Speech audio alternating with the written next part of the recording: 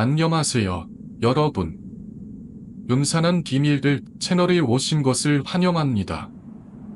오늘은 한 사람의 어린 시절에서 겪었던 소름 끼치는 이야기를 탐험해 보겠습니다. 작은 집에서 일어난 끔찍한 경험으로 그곳에서 들리는 이상한 소리와 신비로운 이미지가 지금까지 그를 괴롭히고 있습니다. 여러분은 밤중에 이상한 두드림 소리를 들어본 적이 있나요? 여러분은 그곳에서 기다리고 있는 것을 마주할 용기가 있나요?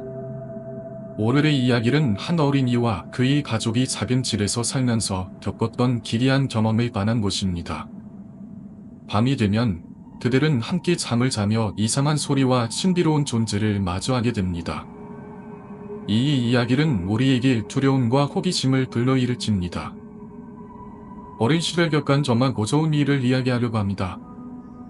그 당시 저는 초등학생으로 여동생, 언니, 엄마와 함께 작은 집에서 살고 있었습니다.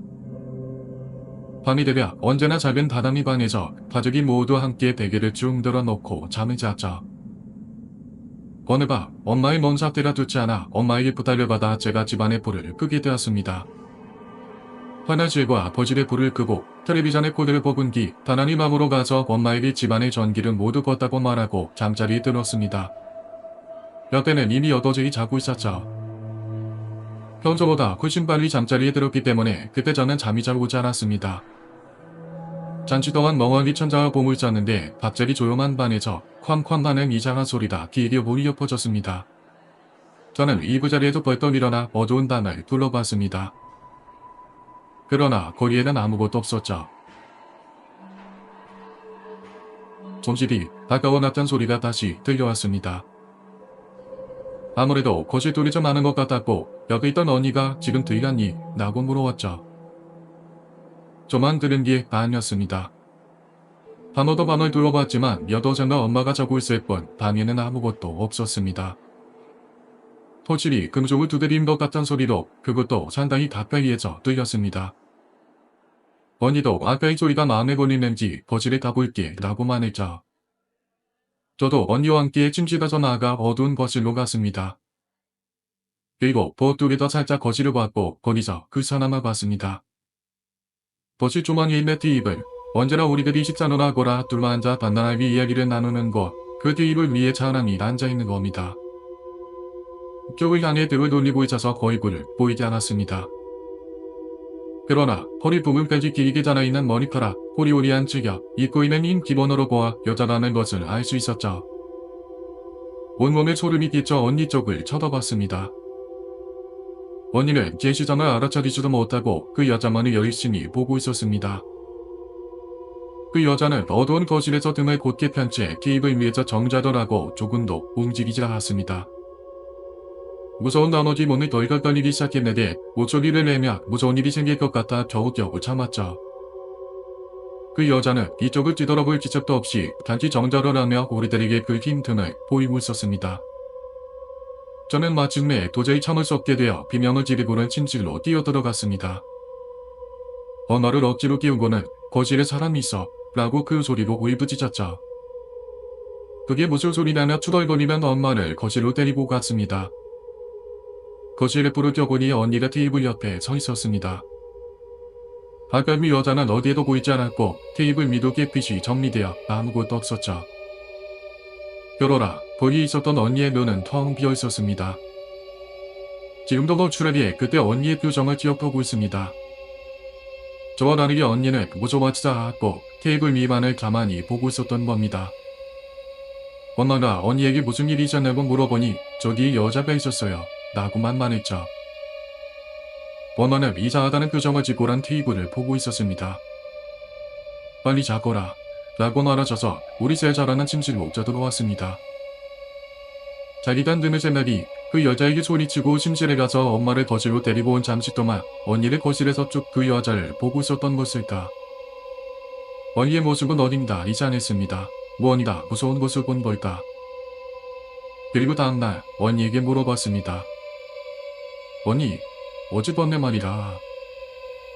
그렇게 물어도 언니는 아무것도 대답하지 않았고 고개를 숙이고 침묵할 뿐이었습니다. 하지만 제가 끈질기게 질문하자 작은 목소리로 중얼거렸습니다. 네가 큰 소리로 소리쳤기 때문에. 그 이후 언니를 저에 대한 애정이 식었습니다. 말을 걸며 언제나 밝게 대답해줬는데 무지해버리는 일이 많아졌죠. 그리고 그때 일은 다시는 많아지지 않았습니다. 아마 그때 제가 외친 소리로 그 여자는 언니 쪽을 돌아본 것 같습니다. 오늘은 여자와 눈이 마주쳐버린 거겠죠. 그냥 상상하기 힘들 정도로 무서운 것을 봐버린 것 같습니다. 그렇지만 시간이 지남에 따라 차차 그런 것도 잊어갔습니다. 중학생이 되어 고등학교 입시를 눈앞에 두게 된 저는 매일 집안에서 열심히 공부를 했습니다. 언니는 다른 지역의 고등학교에 진학해 기숙사에 들어가 집으로 오는 일이 좀처럼 없었죠. 어느 밤 늦도록 책상 앞에 앉아 있었는데 문 쪽으로부터 놓고 하는 다른 무언가의 소리가 들렸습니다. 상당히 희미한 소리입니다. 금속을 두드리는 듯한 소리. 그것이 무엇인지 기억한 저는 전신에 바짝 식은땀이 흐르는 것을 느꼈습니다. 저 소리는 분명 어릴 때의 그것이다. 물의 반대편에서 아까와 같은 금속 소리. 저는 무서운 것을 참을 수 없게 되어 여도생 방 쪽에 벽을 치면서 어서 일어나 라고 외쳤습니다. 그러나 여도생은 이미 자고 있는지 아무런 반응도 없었죠. 엄마는 최근 계속 일찍 잠자리에 들고 계십니다. 즉, 집 안에서 이 소리를 듣고 있는 건 저뿐입니다. 그리고 다시 한번 그 소리가 들렸고 결국 그 소리가 어디에서 울리는 것인지 알아챘습니다. 살짝 방문을 열어보니 어두운 복도의 저쪽에 있는 거실. 복도에서 거실을 바라보니 테이블 위에는 그 여자가 있었습니다. 어릴 때 언니와 봤던 기억이 급속히 찾아왔습니다. 그때와 낮은 모습으로 여자는 흰 기모노비를 입고 등을 곧게 편 채 테이블 가운데서 정자하고 그 뒷모습만을 제게 보여주고 있었습니다. 이번에도 확실하게 그 여자에게서 들렸습니다. 그때 저도 모르게 소리를 질렀는데 뭐라고 외쳤는지 기억하고 싶진 않습니다만 또다시 목소리를 내버린 겁니다. 그러자 여자는 저를 되돌아봤습니다. 여자의 얼굴을 마주한 순간 저는 이미 정신을 잃을 것만 같았습니다. 그 여자의 양눈에는 정확히 눈구멍만한 대못이 박혀 있었습니다. 잘 보면 양손에는 망치 같은 것들이 쥐고 있었고요. 그리고 입을 시인 미소를 지으며 이렇게만 했습니다. 당신들 가족도 이제 끝이다. 다음날 일어나 보니 저는 제 방 침대에서 자고 있었죠. 저는 어제 무슨 일이 있는지를 떠올리고 엄마에게 거실에서 자고 있던 저를 밥으로 옮긴 것이냐고 물어봤습니다. 하지만 엄마는 무슨 소리니 라고 반문할 뿐 닿죠. 여도쟁이기도 물어봤지만 언니가 뿜뿜부하냐 라고 웃음을 셀 뿐 닿습니다.